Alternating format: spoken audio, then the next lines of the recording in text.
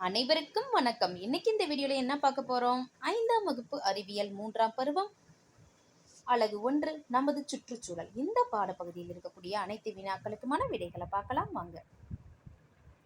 இங்க பாருங்க, மதிப்பீடு பகுதியில சரியான விடையை தேர்ந்தெடு. 1. கீழ்காண்பவற்றுள் அதிக அளவில் பால் கொடுக்கும் கால்நடை எது? இதற்கான விடை எருமை மாடு. அடுத்து 2வது, பறவை பண்ணைகளில் டேஸ் உற்பத்தி செய்யப்பட்டு வளர்க்கப்படுகின்றன? பறவை இனங்கள். பறவை பண்ணைகளில் பறவை இனங்கள் உற்பத்தி செய்யப்பட்டு வளர்க்கப்படுகின்றன. 3. டேஸ் ஒரு மிகச்சிறந்த உரம். இதற்கான விடை மண்புழு உரம். மண்புழு உரம் ஒரு மிகச்சிறந்த உரம். அடுத்து 4. டேஸ் வேளாண்மையை விட லாபகரமானது. இதற்கான விடை பண்ணை தொழில். பண்ணை தொழில் வேளாண்மையை விட லாபகரமானது.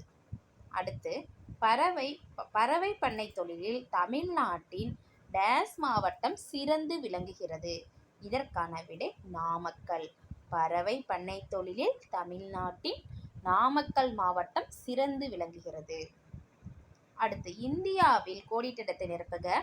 இந்தியாவில் டேஸ் வகையான கால்நடை இனங்கள் உள்ளன. இதற்கான விடை 26.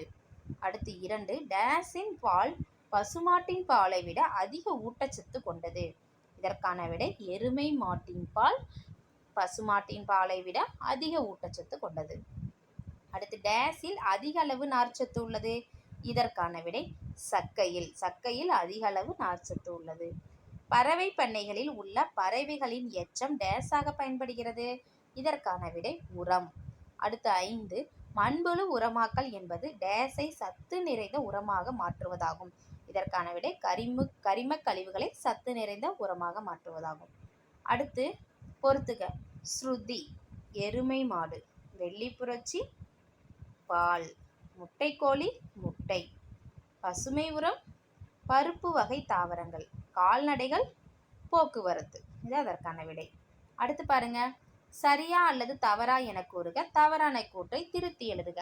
முதல்ல பாருங்க, பண்ணை தொழில் வியாபார நோக்கில் செய்யப்படுகிறது. விடை சரி. மண்புழு உரத்தை கழிவுநீர் சுத்திகரிப்பிற்கு பயன்படுத்தலாம். இதற்கான விடையும் சரிதான். அடுத்து பருப்பு வகை தாவரங்கள் தாவர இலையில் நைட்ரஜனை சேமித்து வைக்கின்றன. இதற்கான விடை தவறு. சரியான கூற்று என்ன வரும் அப்படின்னா, பருப்பு வகை தாவரங்கள் வேர் முண்டுகளில் நைட்ரஜனை சேமித்து வைக்கின்றன.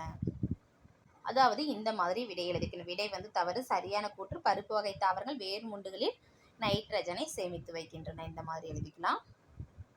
அடுத்து பாருங்க, நாமக்கல் மாவட்டம் பால் பண்ணைக்கு பெயர் பெற்றது. இதற்கான விடை தவறு. இதற்கு சரியான கூற்று என்ன? நாமக்கல் மாவட்டம் பறவை பண்ணைக்கு பெயர் பெற்றது அல்லது கோழி பண்ணைக்கு பெயர் பெற்றதுன்னு நம்ம எழுதிக்கலாம். நாமக்கல் மாவட்டம் கோழி பண்ணைக்கு பெயர் பெற்றது. இது மாதிரி சரியான கூற்று நம்ம எழுதிக்கலாம். அடுத்து பாருங்க, முர்ரா என்பது எருமை மாட்டின் ஒரு இனம். விடை சரி. அடுத்து சுருக்கமாக விடையெளி. பண்ணை வளர்ப்பு என்றால் என்ன? இதற்கான விடை புத்தகத்துல பக்க எண் 71 இருக்கு, பார்க்கலாம். இங்க இருக்கு பாருங்க, பக்க எண் 71. பண்ணை வளர்ப்பு என்பது தாவரங்கள் மற்றும் விலங்குகளை வளர்க்கும் முறையாகும். இது முதல் கேள்விக்கான விடை. பண்ணை வளர்ப்பு என்பது தாவரங்கள் மற்றும் விலங்குகளை வளர்க்கும் முறையாகும். அடுத்து 2வது கேள்வி, பண்ணை வளர்ப்பின் வகைகளை எழுதுக. இதற்கான விடை பார்க்கலாமா? அதாவது பண்ணை வளர்ப்பின் வகைகள் கால்நடை பண்ணை அல்லது பால் பண்ணைன்னு எழுதிக்கலாம். பறவை பண்ணை. சரியா? கால்நடை பண்ணை பறவை பண்ணைன்னு எழுதினா போதும், அல்லது பால் பண்ணை பறவை பண்ணைன்னு எழுதிக்கலாம். இது 2வது கேள்விக்கான விடை. அடுத்து 3வது கேள்வி, பறவை பண்ணை குறித்து எழுதுக. இதற்கான விடை பக்க எண் 75 இருக்கு, பார்க்கலாம். இங்க இருக்கு பாருங்க. முதல் பாயிண்ட், பறவை பண்ணையில் பறவை இனங்கள் அவற்றின் முட்டை மற்றும் இறைச்சிக்காக வளர்க்கப்படுகின்றன. கோழி, வாத்து, தாரா ஆண்கோழி மற்றும் சில வகை புறாக்கள் பொதுவாக இங்கு வளர்க்கப்படுகின்றன. அடுத்து, மனிதர்களுக்கு தேவையான சரிவிகித உணவை அளிப்பதில் பறவை பண்ணைகள் முக்கிய பங்கு வகிக்கின்றன. அடுத்து, தமிழ்நாட்டில் நாமக்கல், பல்லடம் மற்றும் சென்னை போன்ற இடங்களில் கோழி பண்ணைகள் காணப்படுகின்றன எழுதிக்கலாம். 2வது கேள்விக்கான விடை. அடுத்து பாருங்க, 4வது கேள்வி, விலங்கு எரு என்றால் என்ன? இதற்கான விடை பக்க எண் 79 இருக்கு, பார்க்கலாம். இங்கே இருக்கு பாருங்கள், பக்க எண் 79 இங்கே இருக்குது பாருங்கள். விலங்கு பண்ணைகளில் இருந்து பெறப்படும் கழிவுகளை பொதுவான விலங்கு எரியாகும். இது பொதுவாக பன்றி, ஆடு, மாடுகள், செம்மறியாடு, குதிரை, கோழி, வான்கோழி, முயல் போன்ற விலங்குகளின் கழிவுகளாகிய சாணம் மற்றும் சிறுநீரை கொண்டுள்ளது. இது 4வது கேள்விக்கான விடை. அடுத்த 5வது கேள்வி, மண்புழு உரம் என்றால் என்ன? இதற்கான விடை பக்க எண் 80 இருக்கு, பார்க்கலாம்.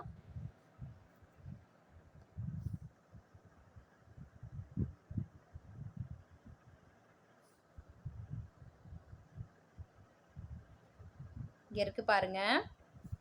மண்புழுக்கள் கரிம கழிவுகளை உண்டு அதன் எச்சங்களை சிறு உருண்டைகளாக வெளியேற்றுகின்றன. இது மண்புழு உரம் எனப்படும். இது 5வது கேள்விக்கான விடை. அடுத்து விரிவாக விடையளி. விலங்குகளின் பயன்கள் யாவை? இதற்கான விடை பக்க எண் 74 இருக்கு, பார்க்கலாம். இங்க இருக்கு பாருங்க. பசு நமக்கு பால் தருகிறது. பசுவின் பாலில் நமக்கு தேவையான தாது உப்புக்கள் உள்ளன. எருதுகள் நிலத்தை உழவும் அறுவடை செய்யவும் போரடிக்கவும் உதவுகின்றன. கால்நடைகள் போக்குவரத்திற்கு பயன்படுகின்றன. மாட்டுச்சாணம் ஒரு சிறந்த இயற்கை உரம். அது எரிபொருளாகவும் உயிரிவாயு தயாரிப்பதற்கும் பயன்படுகிறது. அடுத்து பஞ்சகவியம் என்பது ஒரு ஆயுர்வேத மருந்தாகும். இது பூஞ்சைகளையும் கட்டுப்படுத்துவதற்காக விவசாயத்தில் பயன்படுத்தப்படுகிறது. இது மாட்டின் சாணம் மற்றும் சிறுநீர் கறந்த பால், தயிர், வெல்லம் மற்றும் நெய் ஆகியவற்றின் கலவையாகும். கால்நடைகளின் தோலிலிருந்து தோல் பொருள்கள் தயாரிக்கப்படுகின்றன. சரி, இதில் ஏதாவது 5 பாயிண்ட் கூட நீங்கள் எழுதிக்கலாம். இது முதல் கேள்விக்கான விடை. அடுத்து பாருங்க, 2வது, பறவை பண்ணையை எவ்வாறு நிர்வகிப்பாய்? இதற்கான விடை பக்க எண் 77 இருக்கு, பார்க்கலாம். இங்கே இருக்கு பாருங்க. பண்ணைகளில் உள்ள பறவை கூடுகள் சுத்தமாகவும் பூச்சிகள் இல்லாதவரும் பாதுகாக்கப்பட வேண்டும். நல்ல காற்றோட்டம் இருப்பதற்கு ஏற்றவாறு ஜன்னல்கள் இருக்க வேண்டும். அதிக முட்டைகள் இடுவதற்கு நல்ல வெளிச்சம் அவசியம். பறவைகளுக்கு தூய்மையான நீர் கொடுக்கப்பட வேண்டும். ஏற்ற காலத்தில் போட வேண்டிய தடுப்பூசிகள் போடப்பட வேண்டும். இது நோய் வராமல் தடுக்கும். இது 2வது கேள்விக்கான விடை. அடுத்து 3வது, மண்புழு உரத்தின் நன்மைகள் யாவை? இதற்கான விடை பக்க எண் 80 இருக்கு, பார்க்கலாம். இங்க இருக்கு பாருங்க. மண்புழு உரம் தாவரங்களின் வளர்ச்சிக்கு தேவையான முக்கிய ஊட்டச்சத்துக்களை அளிக்கிறது. நைட்ரஜன், பொட்டாசியம் மற்றும் பாஸ்பரஸ் போன்ற தாது உப்புக்களை இது அதிக அளவு கொண்டுள்ளது. நீர் உறிஞ்சும் தன்மையை மேம்படுத்தி மண் அரிமானம் ஏற்படாமல் தடுக்கிறது. தாவர வளர்ச்சியை ஊக்குவித்து தாவரங்களில் நோய் வராமல் தடுக்கிறது. மற்றும் மண்ணில் காற்று இடைவெளியை அதிகரித்து நீரை தக்க வைத்துக் கொள்ளும் தன்மையையும் காற்றோட்டத்தையும் அதிகரிக்கின்றது. செயற்கை உரங்களின் பயன்பாட்டை குறைக்கிறது. கழிவுநீர் சுத்திகரிப்பிலும் இது பயன்படுகிறது. இது 3வது கேள்விக்கான விடை. இந்த வீடியோ உங்களுக்கு பயனுள்ளதாக இருந்துச்சுன்னா நம்ம சேனலை சப்ஸ்கிரைப் பண்ணுங்க, லைக் பண்ணுங்க, ஷேர் பண்ணுங்க. Thank you to all.